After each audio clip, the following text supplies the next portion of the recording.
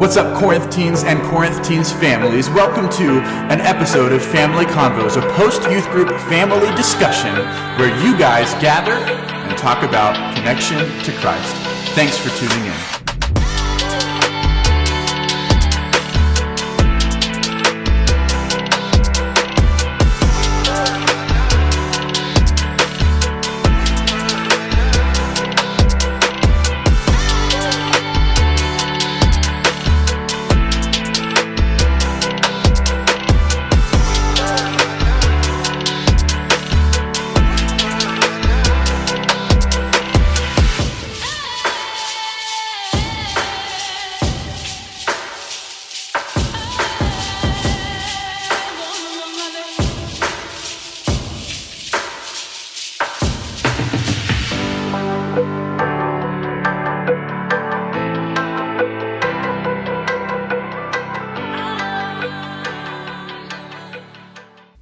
Hey everybody, and welcome to another episode of Family Convos. I'm so pumped that you have decided to join us for this post-youth group discussion so that you and your family can experience connection to Christ together in your home.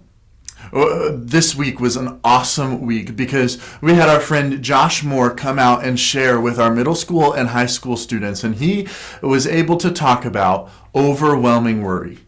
The reality is that many of our teenagers, and if we were honest, ourselves included, spend a lot of time worrying. We spend a lot of time with overwhelming worry. Another word to describe that would just be anxiety.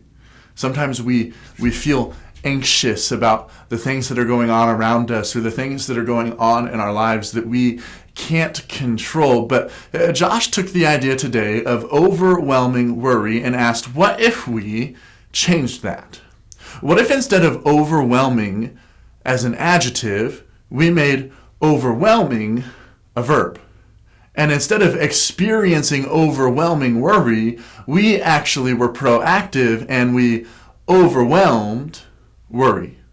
We took our worry and we overwhelmed it and we replaced it with other things. And so he was asking questions tonight. How do we overwhelm worry? How do we overcome it? How do we put it in its proper place? How do we keep things in the right perspective? And he gave 3 really good tips. One is just to take care of your body.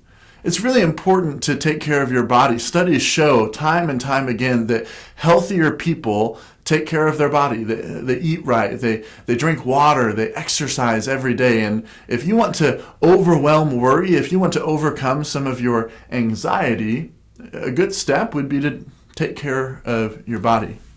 The other way would be to take care of your mind, to think right, to think good thoughts and therefore do good things. But the best way, the third way, is this: to take care of your soul. Josh shared with our teens Colossians chapter 3, verse 15 today. Colossians chapter 3, verse 15 just says this. It says, "Let the peace of Christ rule in your hearts." Let the peace of Christ rule in your hearts. Whenever you give something control, you are saying that it can control every aspect of your life. If you let something rule in your heart, it has the authority to tell all other things what to do and where to go. And so if you let the peace of Christ rule in your heart, that means that the peace of Christ has the authority to tell everything else what to do and where to go. And that includes your anxiety, that includes your worry. That if the peace of Christ is ruling in your heart, then that keeps your worry in perspective and you can overwhelm it. Let the peace of Christ rule in your heart. What a great, great line. Here's what I'd like to do as a family to ask questions and discuss together. Here is your question number 1. How can we make the peace of Christ rule in our hearts?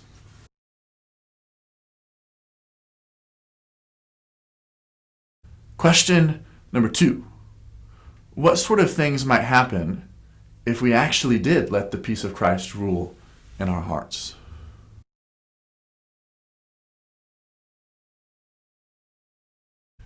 And question number 3, as always, how can we pray for each other this week as a family?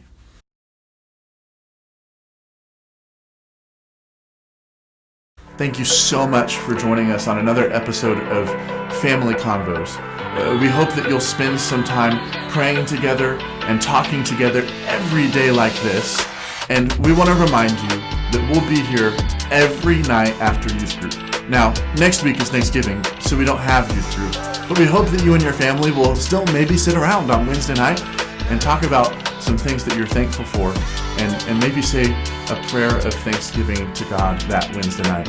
But on Wednesday, December 2nd, we'll be back with another episode of Family Convos, and we're going to start talking about Christmas.